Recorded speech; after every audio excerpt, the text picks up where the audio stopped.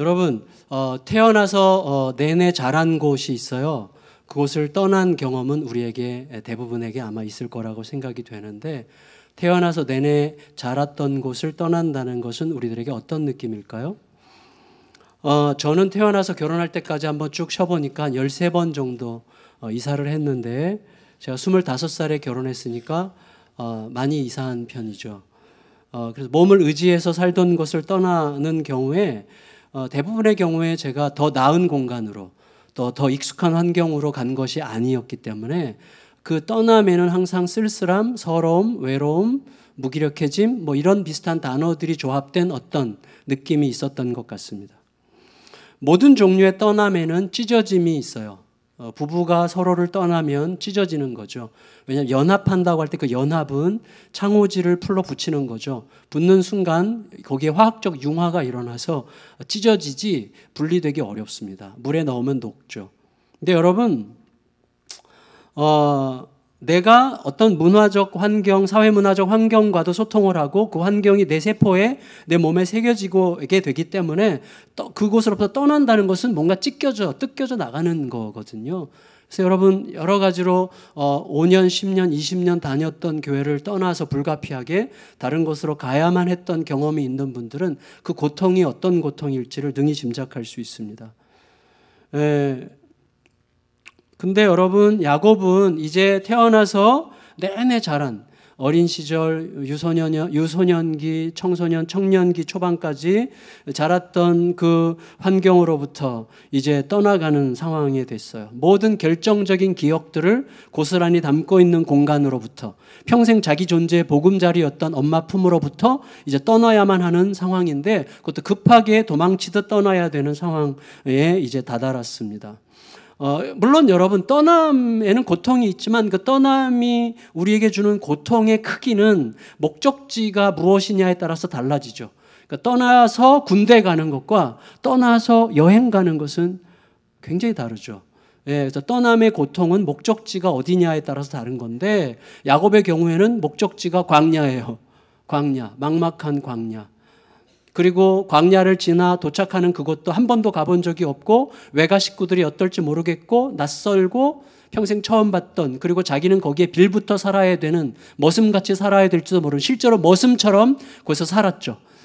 그런 삶, 서러운 삶이 기다리고 있는 막막함으로 들어가는 떠남이었기 때문에 야곱 같은 경우는 그의 떠남은 서러움, 고통, 아픔 이런 것들이 많이 느껴지는 떠남이었다고 할 수가 있겠습니다. 10절 읽을까요? 창세기 28장 10절 시작. 야곱이 브엘세바에서 떠나 하란으로 향하여 가더니, 브엘세바는 아버지 이삭의 집이고 하란은 이제 외가가 있는 동네 가까이에 있는 곳이죠. 근데 여러분, 먼저 이것부터 말씀드려야 될 것 같아요. 자, 분위기가 이렇게 어둡게 시작되면 모든 드라마는 해피엔딩을 그 안에 이미 담고 있는 거죠. 그래서 우리의 삶에서 모든 가장 강력하고 깊은 은혜의 흔적들이 있다면 그 은혜의 흔적들은 언제 만들어진 거예요? 가장 깊은 어둠의 시간에 만들어진 거죠. 저도 똑같아요. 저의 삶에서 가장 깊은 은혜의 흔적은 가장 깊은 고통의 시간에 만들어졌습니다. 그래서 이 광야로 지금 들어가고 있는 야곱에게서 약간이라도 기대감이 일어나는 이유는 바로 그것 때문이죠. 야곱은 이제 한없이 걷던 중에 브엘세바와 하란 사이 어느 광야에서 밤을 맞았어요. 아무런 조명이 없는 때죠. 별빛과 달빛이 유일한 조명인데 그것을 위로 삼아서 단지 불특정한 어떤 장소, 어떤 곳이라고 말할 수밖에 없는 애매한 장소, 숙소도 찾지 못했고 어떤 동네에서 환영받지도 못했고 그가 자기의 하룻밤을 머물 수 있는 공간도 찾지 못했어요. 그냥 광야의 어떤 노출된 어떤 땅바닥 위에 웅크리고 이제 몸을 의지해야만 했던 그런 상황이었고, 그때 돌을 하나 구해서 돌로 베개를 삼아 누웠어요. 그런데 사실은 학자들은 이 돌이 베개용이라기보다는 호신용에 가깝다, 고대 문화를 볼 때. 그래서 야곱이 얼마나 두려웠을지를 생각하게 되죠. 그러니까 이게 여차하면 이제 이거로 쳐야 되는 거죠. 그러니까 그렇게 큰 돌이 아니었을 가능성이 있을 거라고 이야기하는데, 어쨌거나 야곱은 두려움과 서러움으로 이제 잠이 들었습니다. 그런데 그 잠결에 평생 잊을 수 없는, 그리고 야곱의 이후의 모든 삶의 이정표가 되는 꿈을 꾸게 돼요. 이게 이제 우리들에게 굉장히 중요한 의미가 되는데 11절 12절 읽겠습니다. 11절 12절 시작. 한 곳에 이르러서는 해가 진지라 거기서 유숙하려고 그곳에 한 돌을 가져다가 베개로 삼고 거기 누워 자더니 꿈에 본즉 사닥다리가 땅 위에 서 있는데 그 꼭대기가 하늘에 닿았고 또 본즉 하나님의 사자들이 그 위에서 오르락 내리락 하고. 여러분 참 재미있는 게 있어요. 뭐냐면 하나님은 야곱을 만나러 오셨는데 야곱이 깨어있을 때도 만나실 수 있는 하나님이시잖아요. 근데 하필이면 하나님은 야곱이 잠들었을 때 꿈으로 찾아오셨어요. 잠들었을 때는 언제죠? 우리가 무기력해졌을 때죠. 우리가 아무것도 적극적으로 스스로 할 수 없을 때죠. 그때 꿈속에 찾아오심으로 매우 수동적일 때 찾아오셨어요.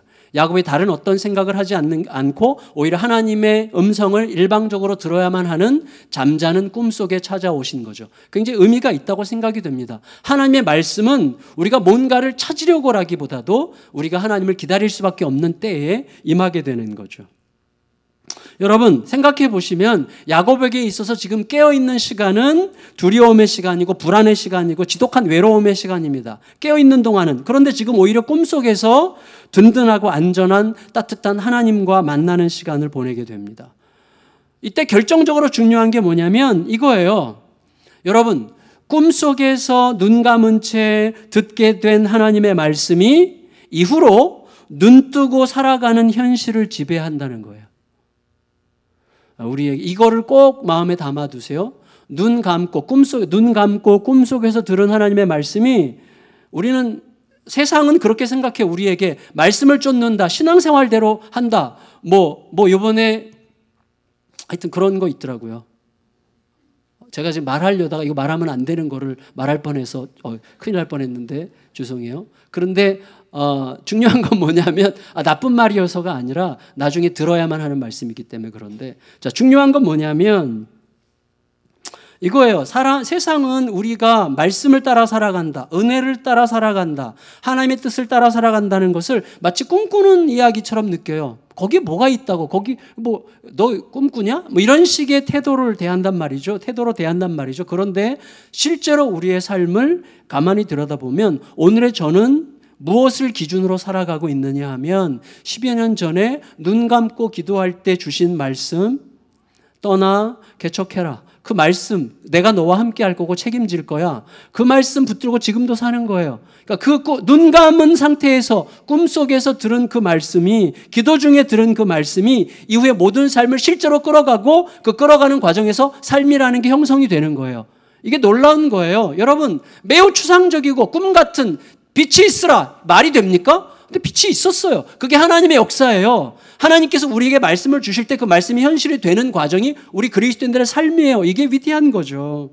그러니까 뭐냐면 눈 감은 채 꿈에서 듣게 된 하나님의 말씀이 눈 뜨고 살아가는 현실을 지배하기 시작하는 거예요. 우리들의 삶도 똑같습니다. 눈을 뜨면 막막하고 두려운 현실이에요. 차라리 눈을 감고 싶어요. 나 눈 뜨고 싶지 않아. 나 이대로 그냥 영원토록 눈을 감고 싶어. 이렇게 생각하게 될 때가 있습니다. 그냥 증발해버리고 싶고 도망치고 싶고 그냥 눈 딱 감고 아무것도 아닌 척 살아가고 싶은 어떤 그런 때가 우리에게 오지만 여러분 눈을 감고 기도하면 훨씬 더 맡겨진 상태, 하나님께 내려놓은 상태가 되어서 말씀이 임해요. 말씀이 임하는 것을 경험하게 되는데 우리의 삶에서 명백하게 증명되는 것은 뭐예요? 눈 감았을 때 들은 그 말씀이 내 마음과 생각을 통과하면서 눈 뜨고 보게 되는 현실을 새롭게 빚어가기 시작하는 거예요. 제가 지난 10년 가까운 시간 동안에 너무나 불안하고 너무나 힘들고 너무나 무거워서 도망치고 싶을 때, 그만 내려놓고 싶을 때가 종종 있었는데 그때마다 어떻게 해요? 눈 감고 주님 안으로 들어가는 거예요. 그 눈 감았을 때 들리는 그 음성이 야, 왜 그래? 내가 책임지잖아. 내가 함께 하잖아. 내가 하는 거야. 이 매우 단순한 이 음성으로 다시 깨어서 그 음성으로 현실을 직면하면 또 넘어가면서 어느새 생각지도 못했던 삶의 열매들이 이렇게 뒤에 남는 그거예요. 그렇게 가는 거죠. 여러분, 야곱이 꿈속에서 뭘 봤어요? 사닥다리를 봤죠. 땅에서부터 하늘까지 닿아 있는 사닥다리. 여러분, 이 생각해 보면 굉장히 재밌습니다. 왜냐하면 야곱이 누워 있는 그 자리에 사닥다리가 하늘까지 닿아 있고 거기에 천사들이 위에서 오르락내리락 하는 것이 보였다는 상황은 뭐죠? 누워 있는 지금 야곱과 뭔가 굉장히 긴밀한 관계가 있는 꿈을 꾸게 된 거죠. 어떤 의미일까요? 여러분, 여기 한번 볼까요? 13절 읽겠습니다. 13절. 12절 다시 읽겠습니다. 12절 시작. 꿈에 본즉 사닥다리가 땅 위에 서 있는데 그 꼭대기가 하늘에 닿았고 또 본즉 하나님의 사자들이 그 위에서 오르락 내리락하고. 예. 성도 여러분, 야곱이 꾼 꿈, 이제 돌을 베고 자다가 꿈을 꿨는데 거기에 천사들이 오르락내리락 했다. 이게 어떤 의미인가를 좀 생각해 볼 필요가 있을 것 같아요.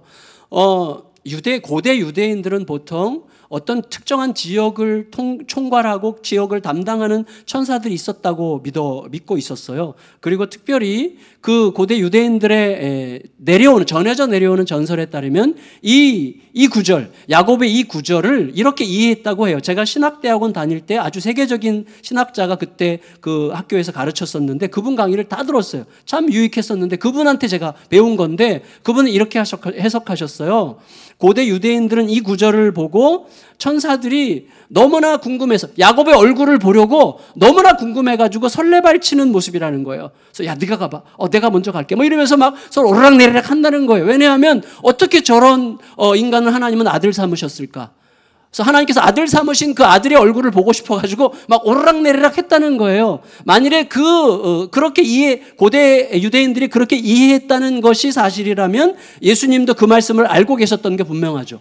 왜냐하면 예수님께서 요한복음 1장 51절에서 뭐라고 그러셨습니까? 또 이르시되 진실로 진실로 너희에게 이르노니 하늘이 열리고 하나님의 천사들이 인자 내 위에서 오르락내리락 하는 것을 보리라. 자, 예수님이 이 말씀을 인용하신 거예요. 어떤 방식으로 인용하신 걸까요? 자, 예수님께서 하신 요한복음 1장 이 말씀은 뭐예요? 나다나엘이라는 사람이 있죠. 나다나엘의 친구 빌립이 나다나엘에게 전도했어요. 내가 대단한 분 만났다. 예수님이라는 분인데 정말 엄청난 것 같아. 그분이 메시아일 것 같아. 그분 만나러 가자. 그랬더니 나다나엘이 그분 어디 출신이야? 나사렛 출신이야. 나 안 만나. 야, 나사렛 촌동네에서 무슨 선한 게 나오겠어 라고 그 말한 사람이 나다나엘이죠. 그때 예수님께서 나다나엘을 찾아가셨고 나다나엘에게 몇 마디 하면서 나다나엘이 그 영적 권위에 압도당했어요. 그때 그 나다나엘에게 하신 말씀이 바로 그 말씀이에요. 인자 위에 천사들이 오르락내리락 하는 것을 보리라, 이렇게 말씀하셨습니다. 따라서 예수님은 이 말씀을 통하여 뭘 말씀하려고 하신 것입니까? 이 말씀의 의미를 이미 그렇게 알고 있었을 나다나엘에게 내가 바로 하나님의 아들로 이 땅에 왔다는 것을 나다나엘에게 확증하기 위해서 그 말씀을 하신 거죠. 그것을 인용해서 그것을 통해서 뭐예요? 천사들도 너무나 궁금해하는 하나님의 구원의 신비를 알리고자 하셨던 것입니다. 다시 말하면 여러분, 천사들이 어떻게 야곱 같은 친구를 하나님께서 그렇게 귀히 여기셔서 당신의 아들을 삼으셨는가 하는 게 너무나 궁금해서 오르락 내리락 했듯이 천사들은 다시 한번 어떻게 하나님이 사람이 되셔서 인간을 구원하려고 하시는가, 이거 천사들이 이해할 수 없는 일이에요. 여러분, 베드로전서 1장 10절에서 12절에 보면 베드로 사도가 뭐라 그럽니까? 이 구원의 비밀, 하나님이 사람이 되셔서 사람 대신에 죽으시고 그리고 사람을 영원한 생명으로 인도하시려고 하는 이 비밀은 천사들도 몰랐던 거기 때문에 뭐라고 얘기해서 1장 12절에서 천사들도 살펴보기를 원하는 것이니라 라고 이야기했어요. 천사들이 너무나 궁금해하는, 그래서 천사들이 인자 위에 오르락내리락 하리란 말은 뭐냐면 하나님의 신비한 구원이 도대체 어떻게 이루어지려고 하는가 하는 것을 너무나 궁금해하면서 예수님을 보기 위해서 굉장히 설레발치는 이런 모습이라는 거예요. 예수님은 그런 식으로 인용하신 거죠. 어쨌거나 여러분, 광야의 막막함, 서러움, 쓸쓸함, 그리고 지독한 외로움의 그 자리, 누구의 도움도 받을 수 없는 그 자리, 홀로 돌베개에 웅크리고 누운 그 야곱, 그 광야에 하나님이 찾아오셨어요. 그때 우리의 삶에서 보통 광야 같은 시간이 있고 광야 같은 장소가 있는데 하나님이 찾아오심으로 광야 같은 시간과 광야 같은 장소는 완전히 새로운 시간과 공간으로 바뀌게 되는 거예요. 하나님이 찾아오심으로 광야는 특별한 장소가 되고 추운 광야에 서러워해야 하는 이 쪽잠을 자야 되는 시간이 하나님께서 야곱을 당신의 아들이라 선언하시고 확증하시는 시간으로 바뀌게 됩니다. 13절 읽을까요? 13절 시작. 또 본즉 여호와께서 그 위에 서서 이르시되 나는 여호와니 너의 조부 아브라함의 하나님이요 이삭의 하나님이라. 내가 누워있는 땅을 내가 너와 내 자손에게 주리니. 여러분, 광야의 시간, 광야의 공간은 우리 모두에게 버림받았다는 느낌을 갖게 하죠. 나는 완전히 버려진 것 같은 그런 서러움을 느끼게 하는 시간이요, 그런 공간이죠. 그런데 바로 그 시간과 공간이 우리로 하여금 우리가 하나님의 자녀라고 하는 사실이 확증되는 시간이라고 하는 이 역설, 정말 하나님이 나를 버렸다고 느껴지는 바로 그 시간이야말로 하나님이 나를 자녀 삼았다는 사실이 확증되는 이 놀라운 역설. 지금 광야를 통과하는 동안에는 절대로 알 수 없지만 지나고 나면 알게 되는 그 역설이 이미 우리들에게도 있는 거예요. 근데 저는 그거를 느낀 거죠. 여기 많은 분들이 그걸 느낀 거죠. 나의 삶에서 가장 깊은 은혜의 흔적, 하나님께서 나를 선택하셨고 나를 아들로 삼으셨고 그래서 나를 쓰기를 기뻐하신다는 사실을 제가 깨닫게 된 그 시간은 너무나 혹독한 광야 시간이었습니다. 그래서 히브리서 12장에서 뭐라고 그랬습니까?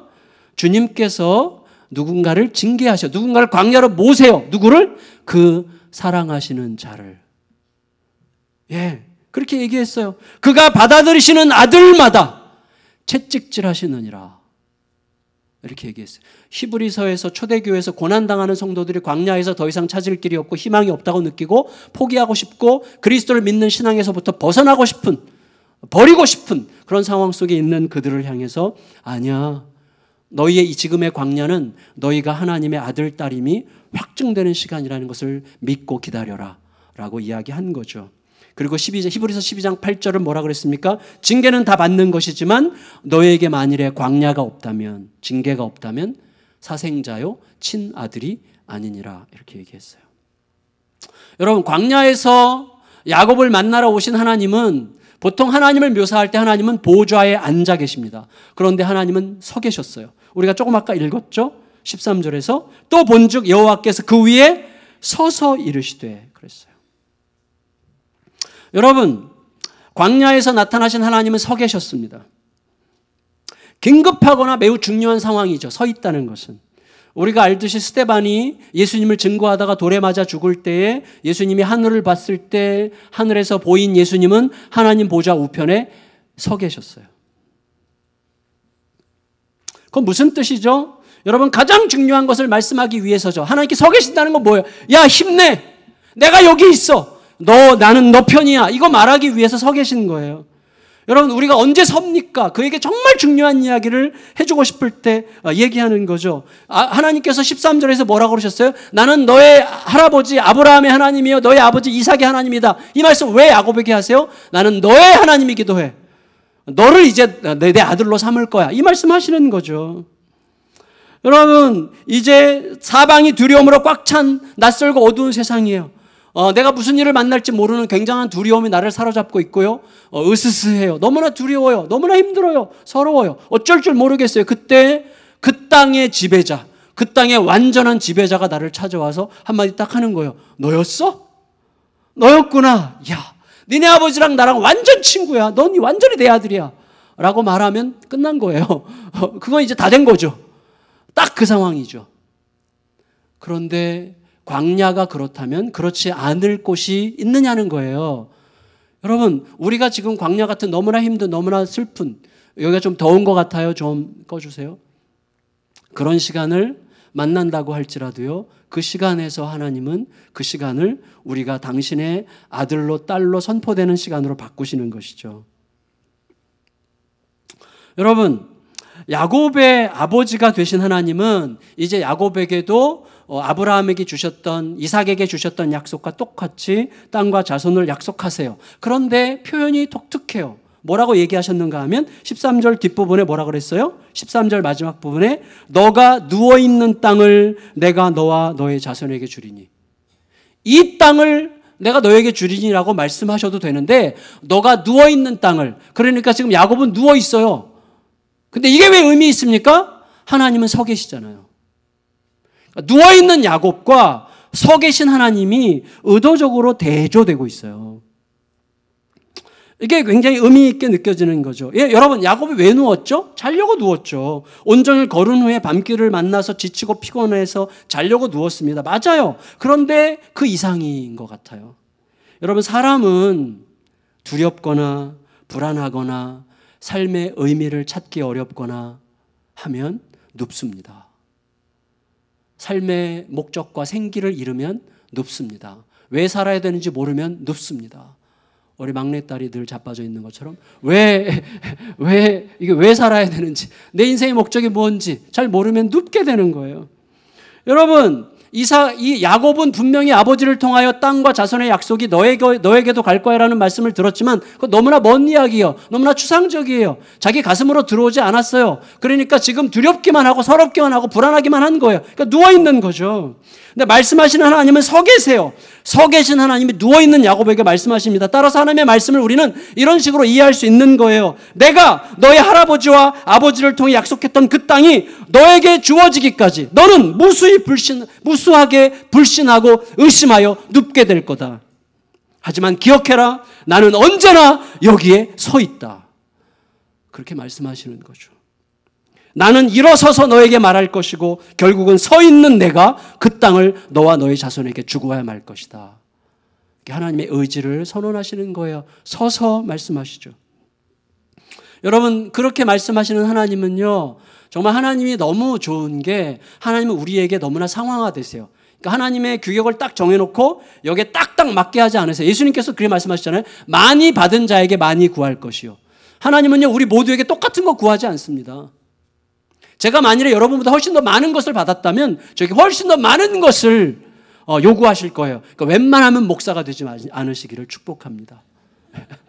정말 피곤해요. 너무나 많은 것을 구하실 것 같아요. 그래서 빨리 이제 사표 낼까. 근데 여러분, 하나님은 우리에게 딱 맞추세요.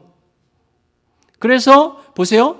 아브라함에게 자손을 약속하실 때는 하늘의 별과 같이 바다의 모래와 같이 굉장히 시적이죠. 왜 그렇죠? 아브라함은 그렇게 시적으로 말해도 다 알아들어요. 아브라함은 꿈꾸는 사람이에요. 어떻게 할 수 있어요? 말씀 한마디에 본토 친척 아비집을 훌쩍 떠날 수 있는 사람이 아브라함이에요. 그러니까 하늘의 별과 같이 바다의 모래와 같이라는 매우 시적이고 이런 표현들이 가슴에 쑥 들어오는 거예요. 굉장히 이상적인 사람이니까, 이상을 따르는 사람이니까. 야곱은 이상을 따르는 사람이 아니에요. 현실주의자고 거래하는 사람이고 계산하는 사람이에요. 이해득실을 따지는 사람이에요. 그 사람에게도 하나님께서 하늘의 별과 같이 바다의 모래와 같이 얘기하면 못 알아들어.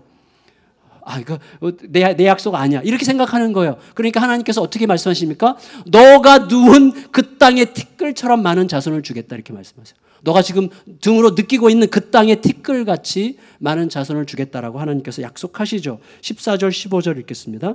14절 15절.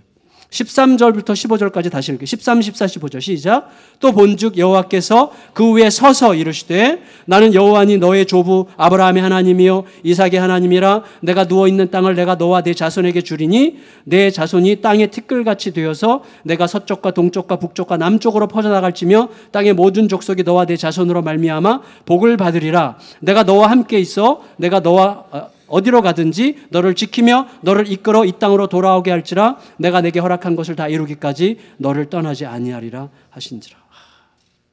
너무 좋아요. 하나님이 이런 거죠. 우리도 모르게 상황화가 돼요. 그래서 정말 말 안 듣는 애한테 밥 먹으라 그럴 때 밥 먹어라 이렇게 잘 말하죠. 야, 밥 먹어. 이렇게 말 안 듣는 자녀에게 밥 먹으라 그럴 때 야, 밥 먹어. 이렇게 해야죠. 야, 밥 먹어. 이렇게 얘기하죠. 밥 먹으세요. 이렇게 얘기 잘 안 해요. 근데 그러다가 손주가 이렇게 저기서부터 뛰어와 할아버지 하고 쫓아와 밥 먹었죠? 뭐 이렇게 얘기하죠. 그냥 우리도 모르게 확 상황화가 되는 거예요. 맞추는 거죠. 저는요, 하나님이 그러신 분이에요. 하나님은요, 우리에게 딱 맞춰주세요. 진짜로. 네, 너무 인격적이시죠. 너무나 인격적이시죠.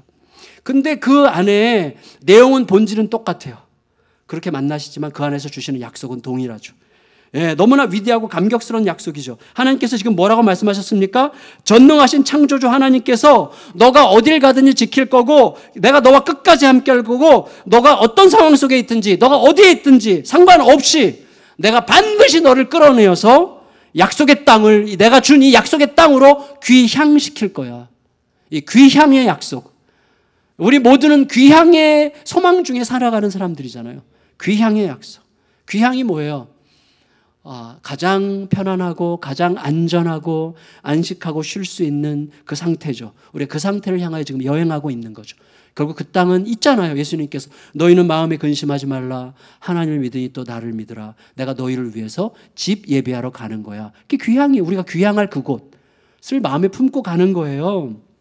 근데 예수님께서 하나님께서 지금 야곱에게 그 땅 갈 때까지 내가 끝까지 너와 함께 할 거라고 말씀하고 계시죠. 이 말씀은 무엇과 닮아 있어요? 마태복음 28장에서 예수님께서 하신 마지막 말씀과 딱 닮아 있죠. 여러분 지금 하나님께서는 야곱에게 야곱을 땅과 자손에 대한 약속으로 초대하세요. 땅과 자손에 대한 약속. 그리고 모든 민족이 결국 너와 너의 자손을 통하여 복을 받을 것이다. 이렇게 말씀하셨어요. 우리가 읽었죠 방금. 예수님은 어떻게 하셨어요? 하늘과 땅의 권세를 약속하시면서 모든 민족이 제자들을 통하여 예수님의 제자 되는 복을 받게 될 거라고 말씀하셨는데 이 두 말씀 모두 결론이 뭐예요? 그 일을 내가 확실하게 보증하기 위하여 내가 땅 끝까지 영원토록 너와 함께 할 거다라는 말씀으로 끝나요. 두 말씀 다 마태복음 28장과 오늘 말씀이 똑같이 내가 너와 함께 할 거다 이런 말씀으로 끝나죠. 여러분 귀향에 대한 하나님의 약속은 반드시 지켜질 것을 믿습니다. 우리는 귀향을 향해 걷고 있는 자들이죠. 여러분 안달복달하지 않아도 반드시 완전한 평화의 본향에 도착할 것이고 하나님께서는 그 약속이 지켜질 때까지 끝까지 함께 하실 것입니다. 그 과정에서 우리가 지금 어디를 향해 가고 있는지 여러분 우리가 이것만 잊지 않으면 돼요. 내가 지금 어디로 향하여 가고 있지? 돈 쫓아가나? 욕망 쫓아가나? 욕심 쫓아가나? 상한 마음 쫓아가나? 뭘 쫓아가고 있지? 생각하면서 정신 차리고 다시금 눈을 감고 주의 음성을 듣고 내가 지금 주님의 뜻을 따라 가고 있는 길이 어딘지를 잃지만 않는다면 우리는 그 과정에서 우리도 모르는 사이에 세상의 복이 돼요. 희한하죠? 여러분 저를 보세요. 그리스도인이 세상에 영향력을 끼치려고 할 필요가 없습니다. 저는 영향력 있는 그리스도인이 되자는 말을 이제 별로 안 좋아해요. 우리가 영향을 끼치려고 하면 추해집니다. 영향은 끼쳐지는 거예요. 영향을 끼치려고 할 필요 없어요. 힘을 가지려고 할 필요가 없어요. 내가 어디로 가는지를 제대로 알고 나를 여기 있게 하신 하나님께서 어떤 부르심을 따라 나를 어디로 가게 하시는지 제대로 알고 늘 물으면서 가잖아요. 어느 순간 사람들이 알아요. 저 사람에게 이야기하면 저 사람과 대화하면 뭔가 정돈이 돼. 그걸 가장 잘 보여준 책이 하나님의 임재 로렌스 형제라는 분이죠. 평범한 사람이에요. 어떤 종교적 직분도 없어요. 근데 늘 하나님과 함께 동거하려고 늘 그 생활만 해요. 근데 어느 순간부터 사람들이 그와 얘기하면 평화가 와요. 그랑 대화하면 뭔가 질서가 잡혀. 삶에 복잡한 문제가 있으면 그를 찾게 돼. 그리고 그와 얘기하고 나면 질서가 딱 생기는 거예요. 그게 복이 되는 거예요. 그게 영향력이에요. 우리가 대단한 힘을 가지게 되면요. 그 힘으로 우리는 선한 영향을 끼치기보다는 자기 과시적으로 망하기 시작합니다. 솔로몬이 지금 그 길을 우리에게 보여주고 있잖아요. 너무나 중요한 거예요, 그게. 근데 어쨌거나 여러분, 야곱이 꾼 꿈은 깜짝 놀라서 잠에서 깨어날 정도로 너무나 생생한 꿈이었어요. 약속이 있는 꿈이었어요. 여러분, 현실에서는 잘 보세요. 현실에서는 야곱이 도망치고 있었어요. 근데 꿈속에서는 약속을 받았어요. 그런데 꿈속에서 받은 약속이 도망치는 현실을 이제부터 주도하여 그의 인생을 만들어가는 거예요. 우리들의 삶도 똑같아요. 눈을 감을 수 있어야 됩니다. 어느 순간. 꿈속에서 받은 약속이 야곱의 현실을 끌어가요. 눈 감은 시간이 눈 뜬 시간을 지배하는 삶이 이제 막 시작된 거예요. 제가 전에도 말씀드렸지만 이 말 안 해야 되네. 여러분, 야곱이 꿈을 통해 가장 강렬하게 느낀 거는 하나님의 임재였어요. 어떤 임재냐면 완전히 하나님은 여기 계시지 않을 거라고 생각한, 아니 그런 생각도 할 필요가 없는, 하나님을 의식조차 못했던 그 공간, 그 시간에 이미 하나님이 거기 계셨다는 사실을 깨달으면서 깜짝 놀랐고 두려웠어요. 우리의 삶에서 하나님이 나와 전혀 상관없을 거라고 생각되는 바로 그 시간, 그 공간에 하나님이 이미 여기 계시다는 사실을 내가 알게 되는 순간 두려워져요. 왜? 내가 하나님을 그림자처럼 생각하면서 살고 있었다는 사실이 깨달아지는 순간이기 때문이죠. 16절 17절 읽겠습니다. 16절 17절 시작. 이에 두려워하여 이르되 두렵도다.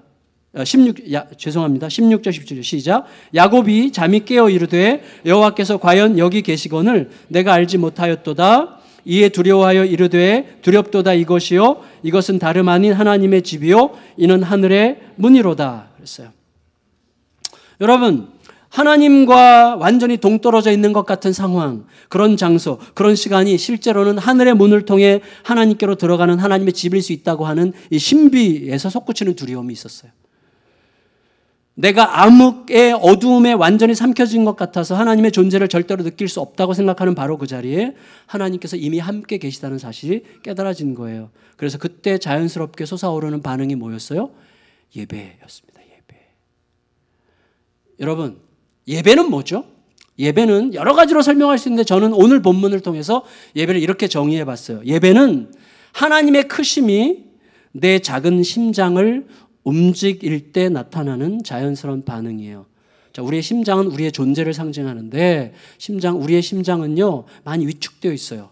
경화되고 딱딱해져요. 두려움으로, 현실에 대한 근심으로, 아픔으로, 미래에 대한 걱정으로 위축되고, 그다음에 잘 피도 안 흐르고 막 이렇게 막 어떻게 할지 몰라요. 그래서 온몸이 지금 지쳐가요. 심장이 제대로 뛰질 않아서. 우리의 마음의 동기죠. 우리 마음을 움직이는, 우리의 인생을, 우리의 존재를 뛰게 하는 존재를 상징하는 게 심장이라면 우리의 심장은 너무나 위축되고 조그맣게 쪼그라들어져 있는데 어느 순간 크신 하나님을 만나는 순간 심장이 움직여요.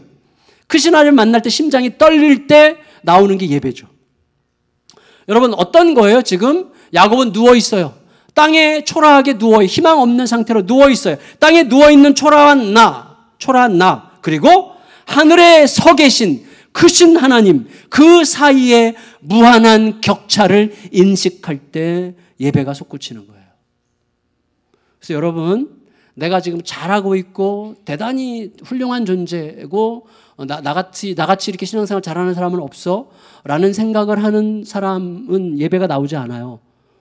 예, 그래서 우리가 예배를 시작할 때 제일 먼저 하는 게 뭐예요? 참회의 기도예요. 왜냐하면 내가 누군지를 알아야 되는 거. 우리가 아무리 대단한 존재인 것 같아도 하나님의 빛 앞에 딱 서면 내 심장이 쪼그라들어요. 너무나 작은 존재에 불과해요. 근데 찬양을 부르면서 하나님의 크심을 경험하면서 이게 떨려요. 그때 예배가 되는 거예요. 예배가. 나의 지극히 초라함과 크신 하나님 사이의 무한한 격차를 인식하는 동안에 예배가 나오는 거죠. 꿈속에서 받은 약속이 각박한 현실보다 더 생생하게 나를 끌고 가게 되는 신비. 눈 감은 시간이 눈 뜬 시간을 지배하는 역설. 이것을 확실하게 인정하게 되는 시간, 그 시간 크신 하나님을 통해서 은혜가 임하고 예배가 솟아오르게 되는 것입니다. 아침에 드리죠. 그 예배는 아침에 드려지죠. 18절 19절 읽겠습니다. 시작. 야곱이 아침에 일찍이 일어나 베개로 삼았던 돌을 가져다가 기둥으로 세우고 그 위에 기름을 붓고 그곳 이름을 베델이라 하였더라. 그 이 성의 옛 이름은 루스더라. 베델이 뭐예요? 하나님의 집이죠. 야곱이 깨달았어요. 그곳이 곧 하나님의 집이라는 것. 전혀 상상할 수 없는 그 시간, 그 장소가 하나님의 집이라는 사실을 깨달았어요. 여러분, 그 시간에 그 하나님의 거기 계심을 경험하는 게 왜 이렇게 중요한가 하면 그 순간, 그 상황이 그때 임한 그 말씀이 그 이후 수년 동안 혹은 수십 년 동안 나의 삶을 끌고 가는 기준이 돼요. 그리고 그것을 통해서 삶이 계속해서 빚어가는 것입니다. 삶의 기준이 되는 거예요. 가만 돌아보면 우리는 그렇게 사는 거예요. 어느 순간 있었던 그 위대한 말씀 한 자락이 언제? 눈 감고 들은 그 말씀이, 눈 뜨고 계산했을 때가 아니라 눈 감고 들은 그 말씀이 나에게 중심이 되어 그 말씀이 계속해서 깨달아져 가면서 우리의 삶이 빚어져 가는 거죠. 그 예배가 드려질 때 그 예배는 하나님의 크심 앞에서 고백하게 해요. 약속하게 해요. 어떻게 해요? 이렇게 고백하죠. 늘 있는 거죠. 하나님은 크십니다. 하나님이 다 하십니다. 우리 하나님은 너무나 신실하십니다. 그러므로 이렇게 약속하게 돼요. 어떤 약속이죠? 그러므로 이제 하나님만 바라봅니다. 하나님께만 붙어 있겠습니다. 이 약속이에요. 고백과 약속. 하나님의 크심을 깨닫고 그리고 그 하나님께 붙어 있겠다는 약속을 하는 거죠. 이 고백과 약속이 우리의 삶을 끌고 가는 거거든요. 근데 안타깝게도 야곱은 아직 그 은혜 안으로 들어가기까지는 아직 더 많은 좌절과 실패의 시간이 필요했던 것 같아요. 야곱은 팥죽과 장자권을 거래했던 그 습관 그대로 하나님의 이 큰 은혜 앞에서 하나님과 뭔가를 거래하려고 해요. 20절에서 22절까지 읽고 마칠게요. 20절에서 22절 시작. 야곱이 서원하여 이르되 하나님이 나와 함께 계셔서 내가 가는 이 길에서 나를 지키시고 먹을 떡과 입을 옷을 주시어 내가 평안히 아버지 집으로 돌아가게 하시오면 여호와께서 나의 하나님이 되실 것이요 내가 기둥으로 세운 이 돌이 하나님의 집이 될 것이요 하나님께서 내게 주신 모든 것에서 10분의 1을 내가 반드시 하나님께 드리겠나이다 하였더라. 여러분 보세요. 지금 야곱이 하는 말은 이해할 수 있어요. 예, 야곱이 지금 신앙이 아직 어리기 때문에 아직 이제 알아가야 되기 때문에 이해할 수 있지만 그러나 추천할 수는 없죠. 여러분 우리 인생은요. 이해할 수는 있는데 내가 추천할 수는 없는 인생이 되면 너무 슬프잖아요. 야곱이 이렇게 말하는 게 지금 야곱의 수준에서는 이해할 수 있지만 이렇게 살면 안 되는 거죠. 왜냐하면 보세요. 하나님께 지금 만일 if 당신 이렇게 하신다면 이라는 만일이라고 하는 조건부를 하나님께 붙이고 내가 이렇게 하겠습니다는 것은 자기 자신에게 붙였어요. 무슨 말인가 하면 하나님께서 이렇게 하실지 안 하실 때가 잘 모르겠지만 만약 이렇게 하신다면 하나님은 나의 하나님이 되실 것이고 그렇다면 나는 하나님께 11조 드리고 이 땅에 하나님 집 지어 드리겠습니다. 이거거든요. 그건 무슨 의미인가 하면 만일을 하나님께 붙였다면 하나님에 대해서는 반신반의하는 거예요. 그리고 하나님께서 그렇게 하실 수 있다면 나는 이렇게 하겠습니다라는 말은 뭐죠? 나는 분명히 그렇게 하고야 마는 사람입니다. 그러니까 여러분 이 조건부 만일을 하나님께 붙인다는 건 무슨 뜻이냐면 하나님을 의심하고 나를 믿는다는 거예요. 하나님이 어떠실지 모르겠지만 만일에 하나님이 그렇게 하시면 나는 틀림없이 이렇게 할 거예요 라는 거죠. 그게 굉장히 두려운 거죠. 그런 식으로 지금 자기도 모르게 거래적 관계 속으로 들어가고 있습니다. 더구나 야곱이 하나님 앞에 약속하는 게 얼마나 초라해요. 여기 이 땅에 집 지어드리고 11조 드릴게요. 여러분 세계의 통치자 하나님께서 내내 함께 계시고 지키시고 끝내 땅을 주시고 땅에 티끌 같은 자손들을 두시고 영원토록 함께 하실 것이라는 그 약속에 비한다면 집 한 채와 11조는 너무 약소하지 않습니까? 하나님이 우리에게 주시려고 하시는 것은요 절대로 우리가 살 수 없는 거죠. 지난번 우리 새생명 축제 때 이인호 목사님 말씀하셨던 것처럼 여러분 우리가 받는 구원의 은혜는 공짜가 아니에요. 그렇잖아요. 저도 여러 번 말씀드렸죠. 공짜가 아니에요. 값싼 게 아니에요. 하나님의 아들의 핏값이 치러진 너무나 값비싼 거기 때문에 거저 주실 수밖에 없는 거죠. 근데 우리는 그 앞에서 거래하려고 하는 거죠. 여러분 말씀을 마칠게요. 하나님은요. 잘 들어주세요. 하나님은 약속을 지키심으로 우리 하나님이 되시는 분이 아니십니다.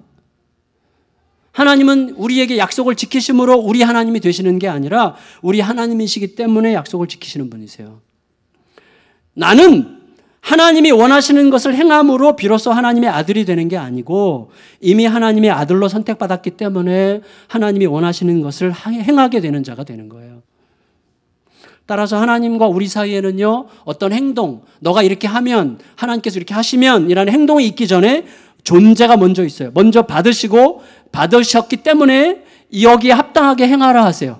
하나님은 이미 우리 아버지로 자기를 우리에게 내어주셨기 때문에 거기에 합당한 행동으로 우리가 하는 거지 행동 이전에 존재가 있는 것입니다. 하나님과 사랑의 관계가 항상 먼저 있는 거예요. 하나님이 내 아버지이시기 때문에 하나님이 이미 자신을 나에게 주셨기 때문에 이렇게 사는 거예요. 이렇게 살면 하나님이 우리 아버지가 되시는 게 아니죠. 마칠게요. 하나님의 약속은 우리의 신실함으로 쟁취할 수 있는 게 아니죠. 누워있는 나를 서 계신 하나님이 만나주실 때 눈 감은 시간에 들은 약속이 눈 뜨고 맞이하는 현실을 주도하게 될 때 나를 지키시고 이끌어 가시고 끝내 이기는 자의 자리에 가게 하시려고 하는 하나님의 약속은 반드시 이루어질 것입니다. 성도 여러분 광야를 지나고 있어요. 광야를 지나는 우리들은 내가 어떻게 하지 않으면 안 된다는 생각에 사로잡혀서 아등바등하지 말고 잠시라도 여러분 광야에 누워보세요. 그 자리에 그냥 이렇게 누워 웅크리더라도 그냥 누워 눈 감고 눈을 감아주세요. 한번 고요히 그때 들리는 주님의 음성. 저는 항상 제 마음속에 너무 분주할 때, 요새 제가 좀 잔소리가 많아졌어요. 이유는 하나님을 덜 믿는다는 거죠. 잔소리가 많아졌어요. 해야 될 때는 해야 되겠지만 요새 제가 오늘 아침에 기도하면서 좀 불편했어요. 하나님께서 그러시는 것 같아요. 요새 이렇게 말이 많냐. 제가 더 믿겠습니다. 그랬는데 그때 들리는 주님의 음성 항상 저의 경우에는 동일해요. 영어로 표현하면 I am on your side예요. 나는 너 편이야. 내가 끌고 갈 거야. 내가 책임질 거야. 이 말씀이에요. 그 말씀 듣고 다시 일어나서 광야길을 걷는 거예요. 스탑하고 싶을 때, 증발하고 싶을 때, 영원히 눈 뜨고 싶지 않을 때가 있어요, 우리들에게. 그러나 그때 고요히 눈을 감고 귀를 기울여 내가 너 편이고 내가 너를 부른 이상 너와 끝까지 함께 할 거라는 이 야곱에게 주신 말씀은 여전히 우리에게도 계속 임하고 있는 거예요. 그 말씀을 듣고 다시 일어나게 될 때 우리들은 반드시 한 걸음만 걸으면 광야를 통과하게 될 것이고 약속하신 귀향의 안식의 자리에 반드시 거하게 될 것입니다. 그 은혜로 광야를 능히 통과하시는 저와 여러분들이 되시기를 예수님의 이름으로 축원합니다. 축원합니다. 다 같이 자리에서 일어나셔서